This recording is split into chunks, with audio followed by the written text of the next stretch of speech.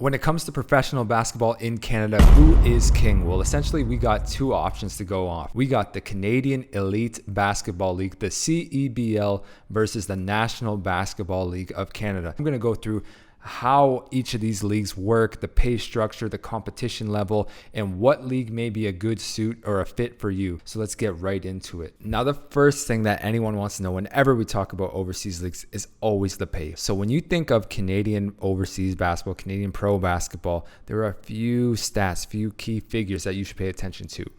And those are the average salary, the max salary, and the salary cap per league. Now, for the average salary, as you can see, we did a survey that interviewed agents, coaches, scouts, players, all throughout both of these leagues. And what we found was that the NBLC, on average, it was about $2,700. And then for the CEBL, it was about $3,500 per month. NBLC maxes out at about $12,000, and in the CEBL, it's $10,500. Now, according to a report from TVO, the NBLC actually increased their salary cap to $180,000 per team. So that's for a 12-man roster.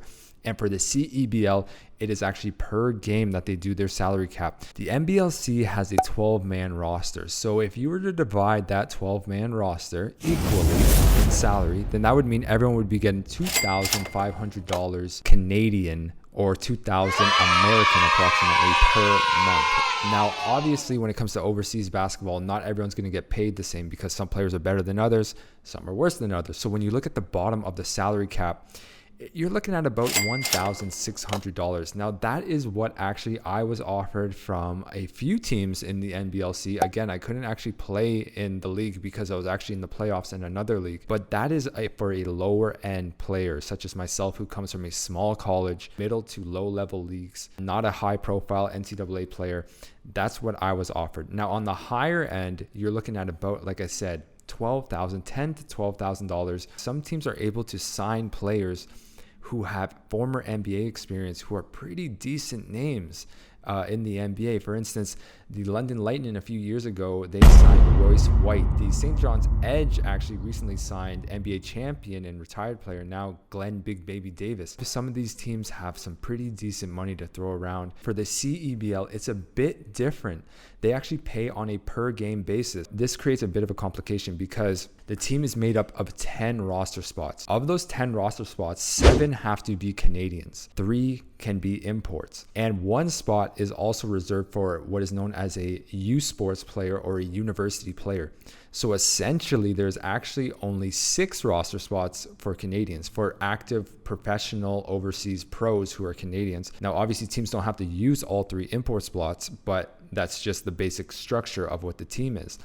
So essentially what will happen in this league, in the CEBL, is that there will be practice units, practice squads, which will be greater than the 10-man roster because sometimes people may be getting injured, maybe they can't play, maybe they're resting. So what will happen is that every week there will be a practice unit and you'll be battling out for the 10 roster spots. So there may be 15 on the practice unit, there may be 14, 13, whatever the number is, but all of you are battling it out every week for a spot on that final 10-man roster. So guess what? You could be on that practice unit, be practicing with them, lifting weights, training, going through all the rigors of being an overseas pro. And if you don't make the game day roster, you don't get paid. Now, usually there's some sort of stipend that actually will offset it. For me personally, I was actually negotiating with the team here, and they said that they would give me I think it was like $100 for, I think it was per week. They said I would do it if I was a practice unit player. So it's nothing that, it's nothing you're going to live off of. A Sportsnet report as well mentioned that the average salary per game is $700. And when I was actually offered a contract in the CEBL, it was for $500 per game. And again, this is me as a lower level player, no NCAA experience, lower college, small college experience. So if we actually work that out, there's usually about 4 to 7 games per month in the CEBL. That's what I looked at through the past few seasons of the CEBL in its operations. So if I played 7 games, let's say at $500, I'd be making $3,500 per month with all expenses paid, food paid, everything paid for. That's pretty good, especially for a lower end player. So you can imagine how these higher end players, they can be getting up to $9,000, $10,000, likely around $11,000. In terms of the structure and competition in both of these leagues, when it comes to competition, you're essentially looking at more or less the same players, the same high level. They're both very high level NCAA guys throughout D1, high major, mid major, low major, NCAA 2 guys, U Sports guys, top Canadian players, national team players are playing in both leagues. To differentiate them in terms of the competition, it's kind of tough, because both of them are very high level leagues. So if you can play well and come up with decent stats in that league, it's going to translate likely to another contract somewhere else. I've seen many players who will maybe only average 8, 9, 10 points, maybe 3, 4 assists, something like that, 2 assists, and they get a contract somewhere else, because teams understand that the level of competition, it's all relative. It's really high level. So 10 points in that league may translate to 20 points in a lesser league. But one thing where it does vary a lot is actually the structure of the league itself, in that the CEBL is meant as a summer league. It is meant as a complementary league in addition to what the players are already playing in the winter months. Typically, this league is going to be looking for high-level Canadians, high-level Americans who are actually playing overseas in Europe or in Asia, and then they come home for the summer months to relax. And this was essentially meant as a league to attract talent to come home in the summer, and they've done a great job. This is the CEBL. They've done a great job in marketing and promoting their league in this way.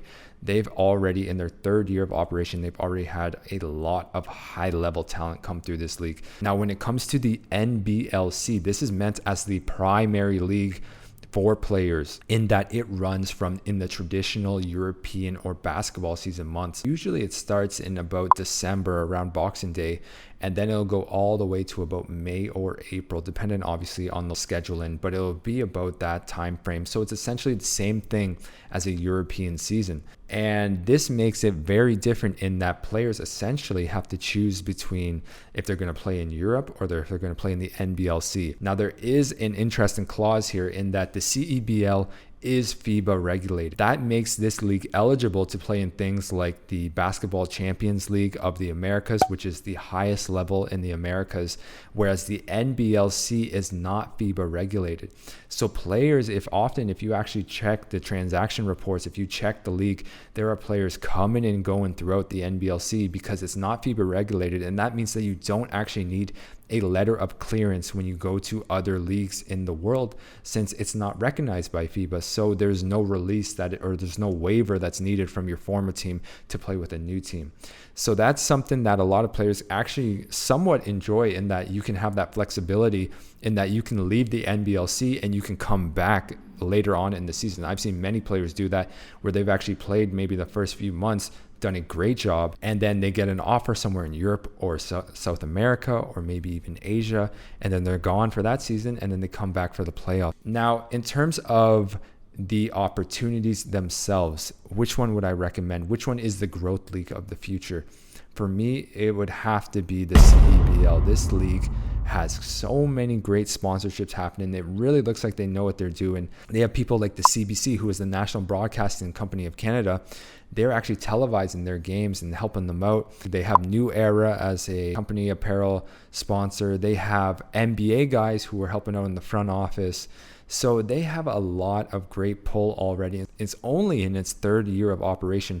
So for me personally, I would have to say the CEBL is the growth league of the future. And the NBLC actually has lost some of its momentum, in my opinion at least, in recent years, just because it hasn't actually played during the global situation, which is happening right now. It's been shut down for the past year and a half, and it's meant to actually come back in 2022, whereas the CEBL has just pushed right through it. Anyways, thanks so much for tuning in. I really appreciate it. If you guys are looking to learn more about overseas basketball, like, comment, and subscribe to this channel. And I also have a couple of basketball resume templates if you're looking to get your career started on the right path. Click the link in the description below. It's only $5, really cheap. It's a great way to get your foot in the door, coming out with a great first impression to coaches, players, and GMs and scouts throughout the world. Anyways, thanks so much for watching. I really appreciate it. Until next time, peace and God bless. Take care.